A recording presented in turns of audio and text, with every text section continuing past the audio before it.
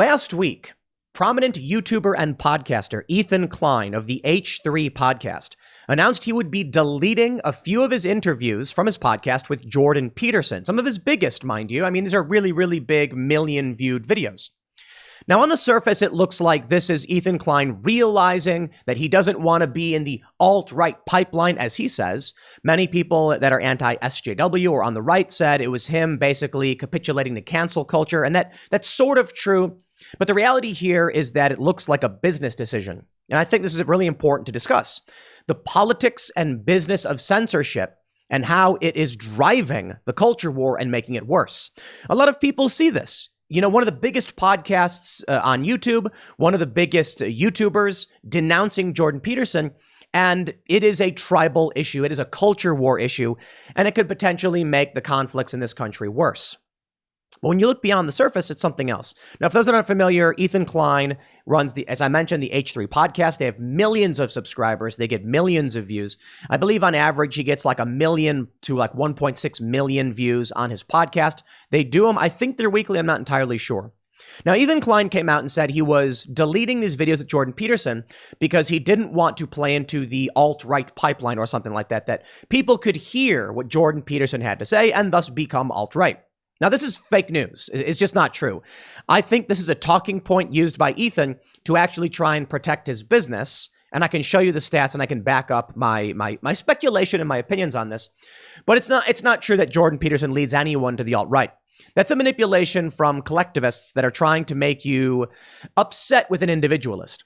The alt-right are collectivists. They're typically racial collectivists, America first, but white nationalist types. Jordan Peterson overtly denounces this and speaks out against the alt-right regularly. Now, to be fair, Jordan Peterson hasn't been as prominent in the news as of recent, and there are absolutely a ton of reasons to criticize Dr. Peterson. He's far from perfect. He has his own problems.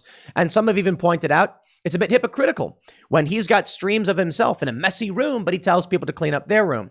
Now, I know that's silly because what he really means is get your life in order before giving other people advice. And then you can have that whole argument. Look, Jordan Peterson recently went through some health issues and he stopped producing content. Seems like he was trying to get his life in order before going and giving other people life advice. But just because Jordan Peterson has given people good advice doesn't mean he's perfect. I actually am pretty much a fan of the guy, but I think we're always going to find reasons to criticize him. And I do think there are some relevant criticisms. It just seems that what we're seeing now with Ethan Klein is more indicative of the monetization and business ramifications of YouTube censorship. Ethan Klein recently got one of his videos taken down by a strike. This stopped him from streaming for a week. It appears that since that strike has, the suspension is lifted, he's not produced anything in the past month on his podcast, but has produced a show which is interestingly just like this one. Maybe he realized that what he used to do isn't working. There was a major shift in tone on his podcast since around September, coinciding, I should say, with a major drop in viewership and subscriptions, which says to me, I'll put it simply, what we're seeing, in my opinion, is someone who's been podcasting for a long time, for years. His old content is now on the verge of getting him canceled. He actually got suspended. He's trying to find a way to reform his image and pander to what he thinks is mainstream, but he's wrong, and thus he is burning subscribers and his channel is shrinking. In response to this, it seems he's launched an entirely new channel to try and recover and build a new audience of his core fans. But let me break down the news for you outside of just the introduction and show you the story from the Post-Millennial. In an opinion piece, Angelo Isidoro says, Jordan Peterson schools Ethan Klein on cancel culture after YouTuber deletes videos. Quote, you will be held to higher and higher and soon impossible to maintain ethical standards by the very mob you currently wish to please. Then you will make a mistake and they will devour you. Now, Jordan Peterson is right. I don't care for the title, Jordan Peterson schools Ethan Klein, although I totally understand on my YouTube videos, I have very much, similar titles. On timcast.com, when we do straight news, we don't, but I get it. My YouTube videos are the same. They go on to mention that, ironically, Klein rose to fame on YouTube by making comedic videos about crazy, eccentric, or insincere people online. Yet much has changed since the old days of YouTube, as has Klein. Since hitting a lull in his comedic YouTube career, Klein pivoted to podcasting and has hosted numerous famous figures, including Dr. Peterson, whom he hosted twice. The success of his podcast led Klein to collaborate with various leftist commentators, including Hassan Piker. The two now have a show together called The Leftovers. Interestingly, I think that is what may have destroyed his podcast. I'm going to say this again, and it's for everybody, look, I'm going to show you the stats. I believe that when Ethan Klein launched Leftovers with Hassan Piker, he started burning fans who don't like the hardcore tribalism.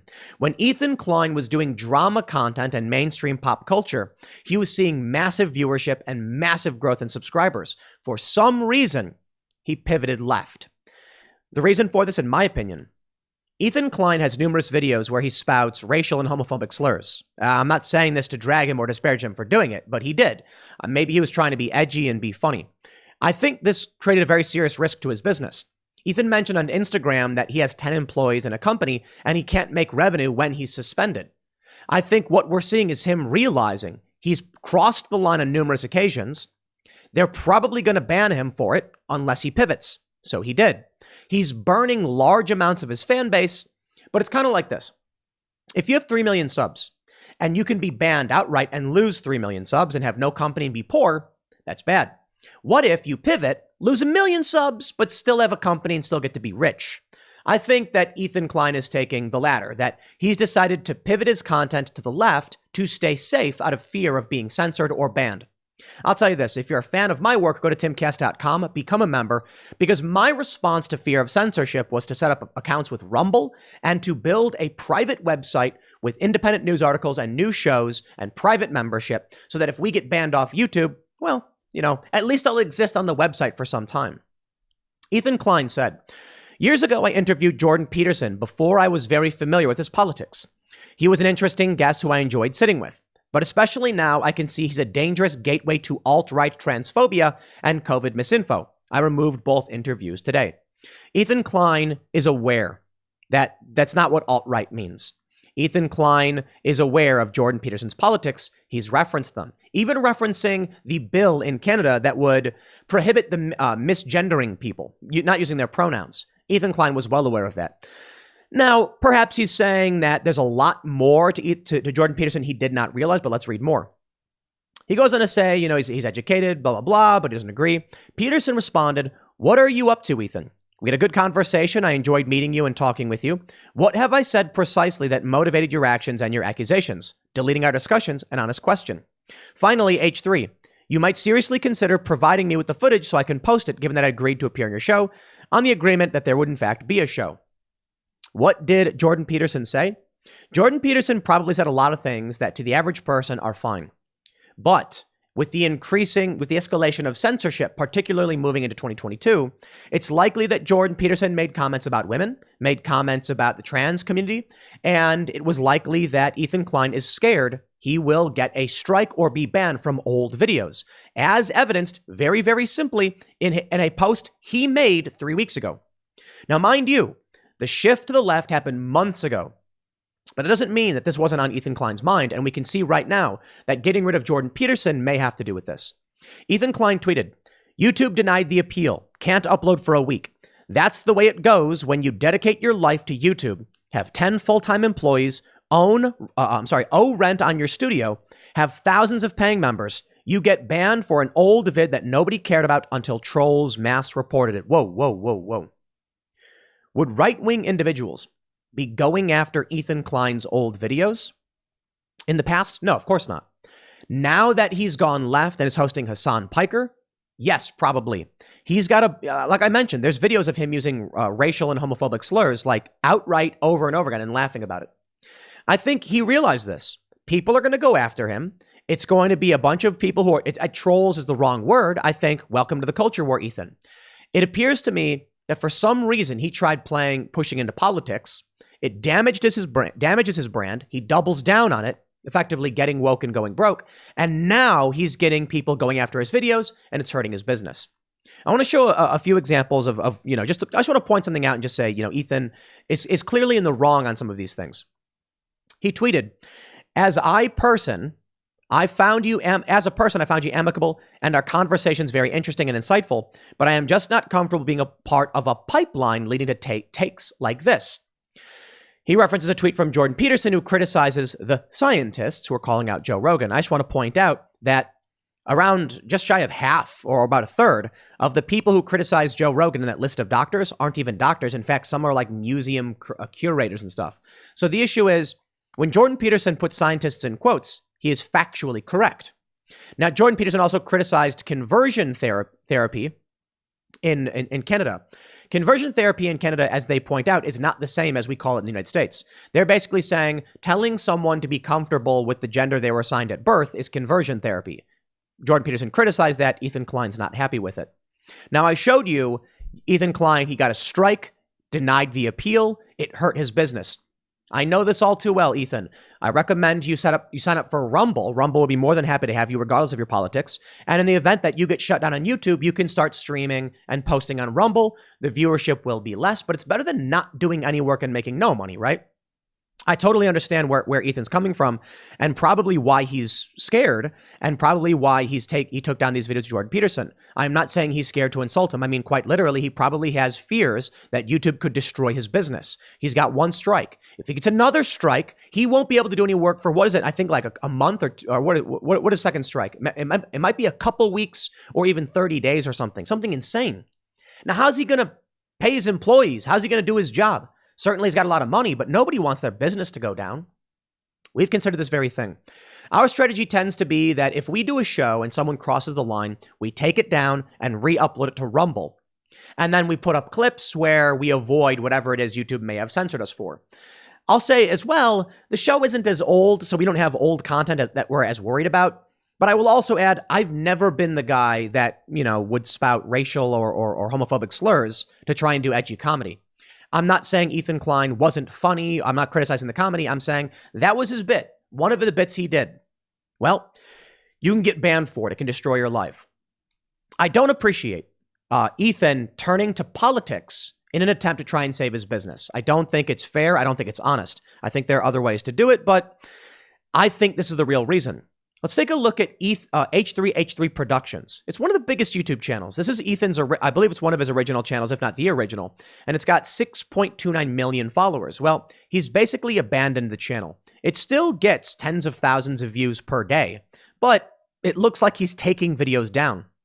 On Social Blade, you can see that his weekly averages are minus 3.8 million views in the last 30 days. He's lost 16.6 million views. The only way you can lose views on YouTube is if you delete content. We can also see that he's lost 20,000 subscribers.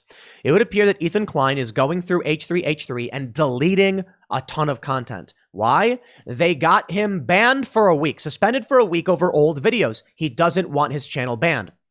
Let me just explain this to you guys. If I do a video on this channel and it gets a strike, that means my Tim Pool channel, Timcast IRL, are no longer allowed to upload either. It shuts down the entirety of anything related to me. That's insane. They are distinct shows. The youtube.com/Timcast show is fairly similar to this one, but I typically talk about top, higher level news and politics. This channel is kind of whatever I feel like talking about, like maybe it's H3 and the internal workings of YouTube. But if I get a strike here, my main show, gone. Timcast IRL, a talk show with guests, shut down for a week. Ethan Klein has old videos on a channel he doesn't seem to care about, but it appears that he's deleting content because if he gets a strike there from an old video, it shuts down the entirety of his business, including his new channels, which he recently launched. Let me show you this real quick, and then we'll talk about his new channel. The H3 podcast has 3 million subscribers. I mean, this dude has one of the biggest brands on the web. But something happened with the H3 podcast. Recently, we can see almost 8 million views erased from his channel, likely the deleting of the Jordan Peterson episodes. If we go down to his view count, he's been enjoying a decent amount of views. I mean, he was getting 27 million views in a month, 41 million views in a month, but something happens to his subscriber base. From June to July, he went from 120,000 new subscribers in June to only 10,000 subscribers in July, to negative 10,000, to zero by October, minus 20,000. He's been losing a lot of viewers. I think there's two things for this. Earlier in the year, his channel was fairly stagnant. When he was doing pop culture stuff, his channel was skyrocketing. He was gaining tons of subs and he was gaining tons of views. But I think his fear is that as the left becomes more powerful, more prominent, as young woke millennials gain political power and gain power in YouTube, they're going to ban him. They will absolutely go after his old content. And boy, does he have a lot. And boy, is it offensive and edgy. So he decides to shift to save face. This is tanking his subscriber base and his viewership. Typically, I mean, his viewership is still fairly good. I mean, the H3 podcast got 26 million video views in October, 24 in November, and 20 in December. It's going down. I don't know. I mean, it's a big show, mind you. I don't think he has a large presence on podcast platforms. It's just a YouTube thing, but it's pretty good. This is what happens when the woke leftists go after your content. You start getting, threats. I'm willing to bet a channel's as big as his, someone from Google is talking to him, and they're probably saying, look, if someone flags one of your old videos, you're done. When we had Alex Jones on the show, they took the episode down. We got a warning. One more takedown, we get a strike. We're suspended for a week. You don't get any other warnings ever, which is BS, because I think warnings should have a 30 or 3 month lifespan or a month lifespan like strikes do. Because it's like, we're not egregious offenders. We're not trying to break the rules. We're trying to have a talk show. And then the stuff you don't want us to talk about YouTube, fine, we'll bring somewhere else. But we deserve warnings. When I was talking to Google about this, they said, it doesn't matter what he said, you've got a strike. There's no arguing it. We won't change our mind based on you trying to explain why you think it was okay. We've already determined it was wrong. That's it. One more time and you're in trouble. I would say like 70, 80% of our business shuts down if I get a strike. Now, Ethan Klein probably feels the exact same way. Around June is when he hosted Sam Cedar with Steven Crowder. And interestingly, it appears this resulted in a big boost for him in June. He gained a bunch of subscribers, probably left-wing ones. But the next month, he only gained 10,000, which is low because he was getting 20, 30,000 before, and now he's burning subscribers worse than he was in the previous year. I think what happened was he saw an opportunity to get on the side of the left to protect himself from potential cancellation. It's burning his channel. He's just going to keep doubling down on it. When people's YouTube channels suffer, something we really see is the launching of new channels, and I'll explain why. If you have, say, 1 million subs, the old algorithmic data that was released, based on I don't know if it's still current, but it was said by a lot of prominent channels, you need every video you put out to get around 9% of your subscriber base. When your video launches, YouTube sends your video to a random sampling of your subscribers. If those subscribers do not click on the video, YouTube sends your video to much less people. Hence, people don't get notifications anymore. This creates a death spiral where the less YouTube shows your video to people, the less views it gets, the faster your channel burns and dies. YouTube, I'm not sure who said this. I think it was someone from YouTube stated in the past that deleting subscribers off your channel without them knowing was to help you because these are people who don't watch your content. Of course, that doesn't always work because a lot of people say, I was unsubbed from your channel for no reason, even though I watch your content. Yeah, it doesn't work. Which brings me to H3 TV, a new channel from Ethan Klein, which I think it's fair to say backs up my assessment of what's going on with this podcast. That is to say, the change of political opinion and the deleting of Jordan Peterson has nothing to do with politics, but it will have something to do with politics moving forward. This channel launched, I believe, this year, and already H3 TV, I believe it's new. It's created July 27th, 2021. So the channel was created in July of last year. Interesting, isn't it? Around the time that H3 saw a big boost, but then a major decline in subs, he must have had data where he decided to launch another channel. He didn't put anything on it, though. The beginning, at least I don't believe he did. I think it looks like he gained some subscribers around then when he launched it, but he hasn't really gained anything until this month, where he gained 117,000 subscribers and has gotten 2.5 million views. This channel from Ethan Klein is particularly similar to the channel you're watching now. Ethan has his face in a little cutout of the side of the video, and then he shows things from his screen and talks about them, and sometimes shows his full face. This channel is growing. It's doing very, very well. He's averaging 84,000 views per day and 4,000 subscribers per day. A smart move for someone who's worried about their company being shut down by YouTube. In fact, this channel I'm on right now was created because I was getting censored on YouTube. And so the idea is, and it's a stupid idea because it doesn't work. If they delete your main channel, you'll have a backup channel where your subscribers are. If you've built up 100,000 subs and you're worried about getting banned and starting a new channel, you just tell everybody, make sure you subscribe to my other channel where I'll be if, you don't see if this channel gets shut down or something. It doesn't really work. What Ethan has done has adopted a similar podcasting method to what I do here. And what many others do. I'm not saying it's just me. I'm saying it's like this is how you can get an understanding of what the channel is. And he's directing his core fans to this channel where they're going to subscribe. Now, what this will do, it will tell YouTube that we've got a prominent, powerful new channel on the rise, and thus YouTube will start promoting it in the algorithm. It also gives Ethan a clean slate. He's got no past content on this channel to go after. In my opinion, what he'll probably be doing is deleting a ton of his old content from the other channels and abandoning them, and then working on a new channel on a clean slate so that he can't get his business shut down, as he stated. I feel for the guy. I don't blame him. I don't like his politics. I think Ethan's gotten a lot of things wrong. I think the Sam Seder interview was it was particularly dumb. It was Steven Crowder was going to talk to Ethan, but Ethan, ambushed him with Sam Seder instead. I'm not a fan of that. But I don't care. If Ethan wants to do videos with Hassan Piker, by all means, more power to him. I feel for Ethan. I just think he's going the wrong way about this. He had a lot of fans. He didn't have to be lefty. He didn't have to be right-wing. He was just a comedian with almost 10 million subs. Probably more, because probably has other channels.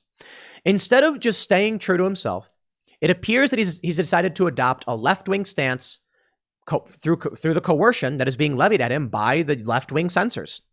I won't play that game. Obviously, there are certain things I can't say on YouTube.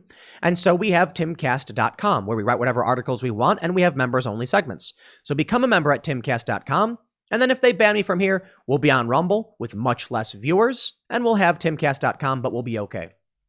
Ethan Klein is holding himself back, sacrificing I think he's sacrificing his potential by going in the direction that the censors are pushing him in because he's worried about getting shut down. I want to show you this. It's from Bruce Melman. He tweeted out Gallup data. This past year, around August, there was a shift in party identification.